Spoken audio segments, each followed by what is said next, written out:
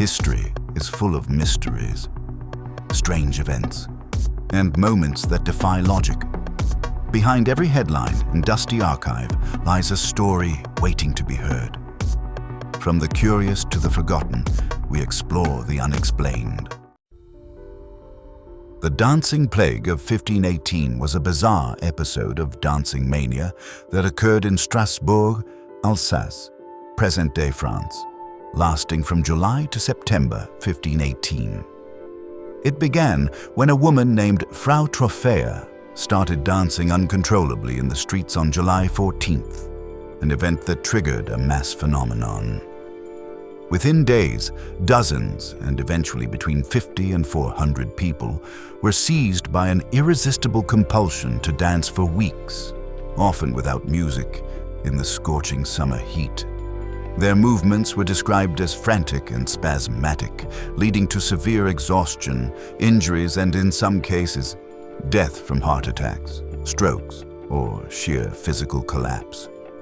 The cause of the plague remains unexplained, with no definitive consensus among historians and scientists. Some have suggested mass hysteria, perhaps it was ergot poisoning, or maybe religious fervor. In 1932, Australia fought a war, not against another nation, but against a new and terrifying threat, the emu. After World War I, many Australian veterans were given land in Western Australia to farm, but they soon found themselves facing a new enemy, tens of thousands of emus. These giant, flightless birds migrated inland during breeding season and began destroying wheat fields in massive flocks. The farmers were desperate, so the farmers turned to the government, and the government turned to the military. The plan? Send in soldiers armed with Lewis machine guns to deal with the birds. What followed was one of the most bizarre and unsuccessful military operations in history. After weeks of chasing emus around the bush, the military gave up. The operation was officially deemed a failure. The Minister of Defense insisted no war had occurred, but newspapers had already dubbed it the Great Emu War. The emus won. But eventually, the government resorted to more practical solutions, like building fences and giving farmers better equipment. And in the end, the Great Emu War became a historical punchline, a strange chapter in the story of Australia. In 1814, an industrial accident in London caused a flood of epic proportions. On October 17th, a giant wooden vat inside Moo & Company Brewery on Tottenham Court Road ruptured. It held over 600,000 litres of fermenting porter beer. The force of the burst broke open several other vats, creating a chain reaction, and suddenly, over 1.4 million litres of beer exploded into the streets. A tidal wave of dark beer swept through the surrounding neighbourhood. Mostly poor, working-class housing. Walls collapsed. Streets were flooded. Beer surged through basements and homes. 8 people died, including a mother and daughter crushed by a collapsed wall, and others who drowned in their own homes. The courts ruled it an act of God, and the brewery didn't pay damages.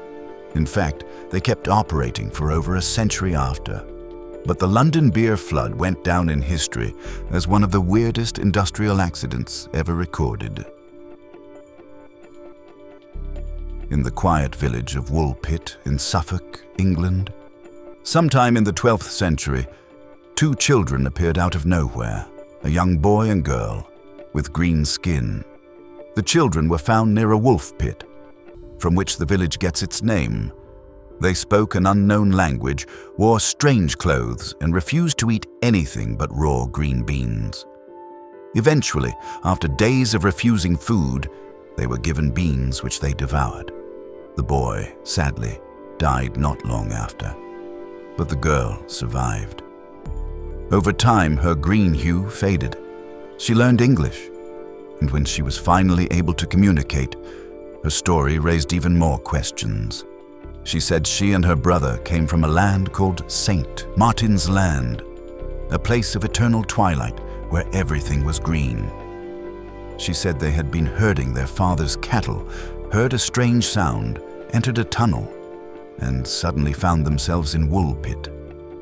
So who were they, and why were they green? Some historians believe the children may have suffered from hyperchromic anemia or chlorosis, which can give skin a greenish tint due to poor diet. Others think it's pure folklore, a symbolic story about outsiders, orphans, or even racial otherness during a chaotic time in medieval England.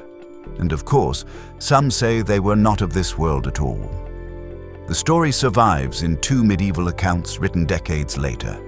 There's no physical evidence, no graves, no records of the girl's later life, though one version says she married and lived a normal life. But to this day, no one knows exactly who or what the green children of Woolpit really were. A tragic case of lost kids, a distorted memory of real events, or a glimpse into something unexplainable.